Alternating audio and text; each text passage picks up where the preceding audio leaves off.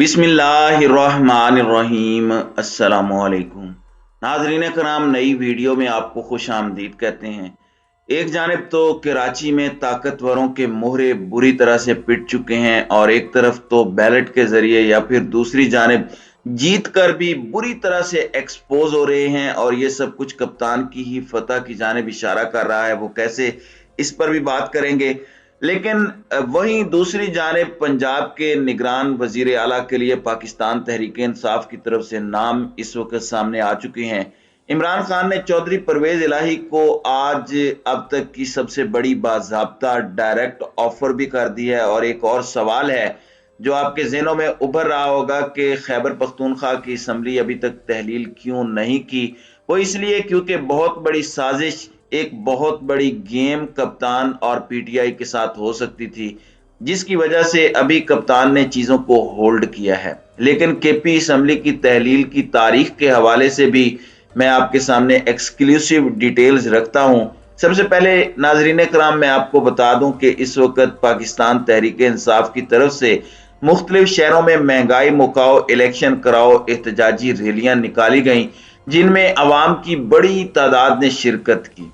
और इस तरह से आप ये कह सकते हैं कि बाज़ाब्ता तौर पर पाकिस्तान तहरीक इंसाफ ने इलेक्शन और इम्पोर्टेड सरकार के खिलाफ अलम बगावत के लिए अपनी कंपेन का आगाज कर दिया है। तहरीक इंसाफ के कारकुनों की जानिब से बूरेवाला, लाहौर, रावलपिंडी, फैसलाबाद, उकाड़ा, शेरगढ़ और मुल्तान समेत पंजाब भर में एहतजाजी रैलियों का इनेकाद किया गया और विफाकी हुकूमत से जल्द अज जल्द आम इंतखाबात का मुतालबा किया गया। पीटीआई की जानिब से इन रैलियों के साथ ही पंजाब में इंतखाबी मुहिम का भी बाज़ाब्ता तौर पर आगाज कर दिया गया है। दूसरी जानिब कराची में जो इंतखाबात हुए हैं उसमें बड़ी धांधली हुई है। अब यहाँ पर मैं आपको ये बता दूं कि एमक्यूएम ने चूंकि इन इंतखाबात का बाइकाट किया हुआ था और नई नई जबरदस्ती की शादी भी हुई है, और अपेरेंटली ये एक्सपेक्ट कर रहे थे कि इन्हें नवाजा जाएगा, लेकिन इन्हें ये उल्टा पड़ा और इस हार के अंदर भी ये अपनी फतह तलाश कर रहे हैं। एमक्यूएम पाकिस्तान के रहनुमाओं ने कराची और हैदराबाद के बल्दियाती इंतखाबात में कम वोटिंग टर्न आउट को अपने मौकफ की फतह करार दिया है। एमक्यूएम पाकिस्तान के बहादुराबाद मरकज पर खालिद मकबूल सिद्दीकी का फारूक सत्तार और मुस्तफ़ा कमाल समेत दीगर रहनुमाओं के हमरा प्रेस कॉन्फ्रेंस करते हुए कहना था कि इलेक्शन कमीशन ने एक बार फिर जानिबदारी का मुजाहरा किया। अगर एक इदारा शफाफ इलेक्शन नहीं करवा सकता तो उसकी कोई जरूरत नहीं है। खालिद मकबूल सिद्दीकी का कहना था कि आज कराची में धांधली हार गई और कराची जीत गया। अवाम ने घर बैठकर एमक्यूएम के फैसले पर रेफरेंडम दे दिया। उनका कहना था कि कराची और हैदराबाद में इंतखाबात से कबल धांधली को अवाम ने मुस्तरद किया। अवाम ने कराची के मैंडेट को चुराने की साजिश को मुस्तरद किया। अब ये हकीकत के बरक्स है, और जब आप इलेक्टोरल सिस्टम का हिस्सा नहीं बनते, जब आप बैलेट का हिस्सा नहीं बन रहे, फिर आप क्या चाहते हैं? आप किस तरह से इक्तदार में आए, आप किस तरह से रोल अदा करें? तो इस तरह से चीजें नहीं होती। दूसरी जानिब आप धांधली या धांधले का अंदाजा लगाएं कि हुक्मरान इत्तेहाद के अंदर फूट पड़ गई है। जितना मर्जी आप इन्हें जोड़ के रखें, कब तक आप इनका बोझ उठाएंगे? ये बोझ नहीं उठेगा। ये जबरदस्ती की शादी नहीं चलेगी। बेतहाशा वीडियोस आई हैं जिनमें पीपी के ठप्पे ही ठप्पे लगाए हुए बैलेट पेपर्स जो हैं वो बरामद हुए हैं। आज जेयूआई मौलाना फजलुर रहमान ने भी अपना गुस्सा उतारा है और कराची में होने वाले बल्दियाती इंतखाबात के हवाले से जमीयत उलमाए इस्लाम फजलुर रहमान ग्रुप ने विफाक में अपनी इत्तेहादी जमात पीपल्स पार्टी पर धांधली का इल्जाम आयद किया है।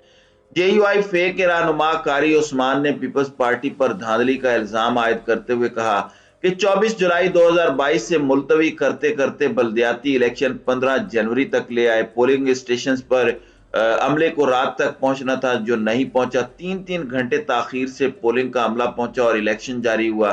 कारी उस्मान ने कहा कि पूरे केमाड़ी में पहले से सब कुछ किया हुआ था, ये लोग इलेक्शन दिखावे के लिए कर रहे हैं।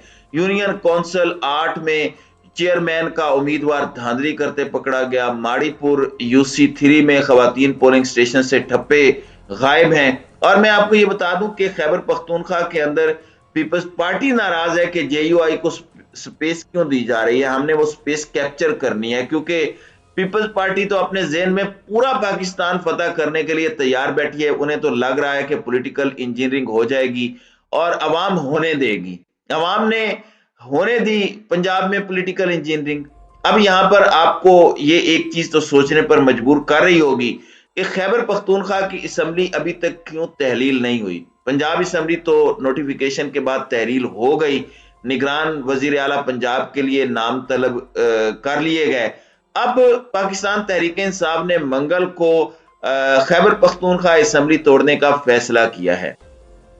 ذرائع کے مطابق وزیر اعلیٰ خیبر پختونخوا محمود خان عمران خان کی ہدایت کا انتظار کر رہے تھے اور آج انہیں اس حوالے سے ہدایت مل گئی ہے اور وہ منگل کو اسمبلی توڑنے کی سمری گورنر کو بھیجیں گے. وزیر اعلیٰ خیبر پختونخوا آئین کے آرٹیکل 112 کے تحت گورنر کو سمری بھیجیں گے.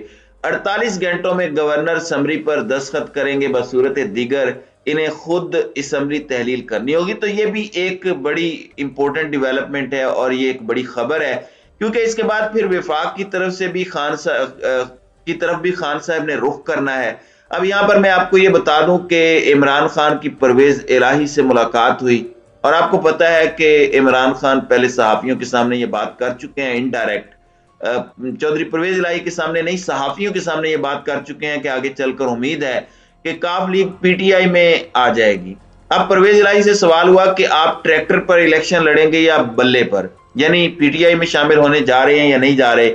تو پرویز الہی نے کہا کہ اس کا جواب آپ کو بعد میں ملے گا, یعنی انہوں نے اس پوسیبلٹی کو رول آؤٹ نہیں کیا. اب یہاں پر چودھری پرویز الہی سے مشاورت کے لیے کاف لیگ کا اعلیٰ سطح کا اجلاس انہوں نے اپنی رہائش گاہ پر طلب کر لیا ہے, کیونکہ عمران خان نے چودھری پرویز الہی سے اس خواہش کا اظہار کر دیا ہے کہ مسلم لیگ کاف کو تحریک انصاف میں ضم کر دیا جائے اور کاف لیگ کے تمام امیدوار بلے کے نشان پر الیکشن لڑیں. باضابطہ طور پر عمران خان نے یہ بات کہی ہے کہ وہ مونس الہی کے سیاسی تدبر اور ان کی وفاداری سے کافی خوش ہیں, اور عمران خان نے مونس الہی کو اہم عہدہ دینے کی بھی آفر کی. تو پرویز الہی نے کہا کہ اس موقع پر اگر عہدہ لیا تو لوگ سمجھیں گے کہ شاید ہم نے بارگین کیا ہے, اس لیے ہمیں کوئی عہدہ نہیں لینا. تو یہ اچھی چیز ہے, وہ نہیں چاہتے کہ کوئی پرسیپشن بھی جائے کہ کوئی بھاؤ تاؤ کیا ہے. بے لوس ہیں آپ کے ساتھ. اب یہاں پر جو ہمارے پاس اطلاعات آ رہی ہیں اس میں پاکستان تحریک انصاف نے پنجاب کے نگران وزیر اعلیٰ کے لیے 3 ناموں پر غور شروع کر دیا ہے. زمان پارک لاہور میں عمران خان کی زیر صدارت پی ٹی آئی کی لیڈرشپ کا اجلاس ہوا, جس میں نگران وزیر اعلیٰ کے تقرر کے لیے مشاورت ہوئی.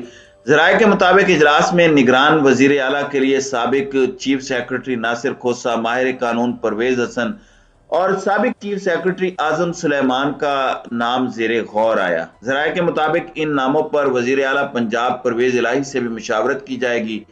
پی ٹی آئی قیادت کل تک ان ناموں سے متعلق حتمی فیصلہ کر لے گی. ذرائع کے مطابق پی ٹی آئی قیادت متعلقہ شخصیات سے رابطے کر کے ان کی رائے بھی لے گی, جس کے بعد اپوزیشن لیڈر سے مشاورت کے بعد حتمی طور پر 2 نام تجویز کیے جائیں گے.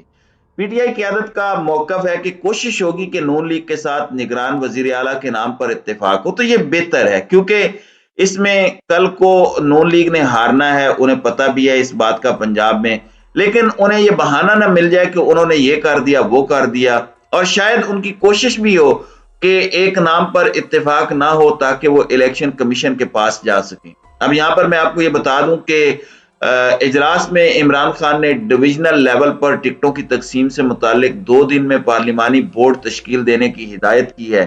ڈویژنل پارلیمانی بورڈ 1 ہفتے میں شارٹ لسٹڈ امیدواروں کی لسٹ سینٹرل پارلیمانی بورڈ کو جمع کروائیں گے. اجلاس میں مشکل وقت میں پارٹی کے ساتھ بے ایمانی کرنے والے لوگوں کو بلیک لسٹ کرنے کا فیصلہ کیا گیا ہے. اجلاس میں فیصلہ کیا گیا ہے کہ خواتین اور اقلیتوں کی مختص سیٹوں پر بھی کارکردگی اور پارٹی کے ساتھ وفاداری کا خیال رکھا جائے گا. تو دیکھتے ہیں کہ چیزیں کیسے انفولڈ ہوتی ہیں اور آنے والے دنوں میں پی ٹی آئی اپنے کارڈز کیسے کھیلتی ہے. تو ناظرین کرام, آپ کی اس ویڈیو کے حوالے سے کیا رائے ہے؟ آپ اپنی رائے کا اظہار کامنٹ سیکشن میں ضرور کیجیے گا.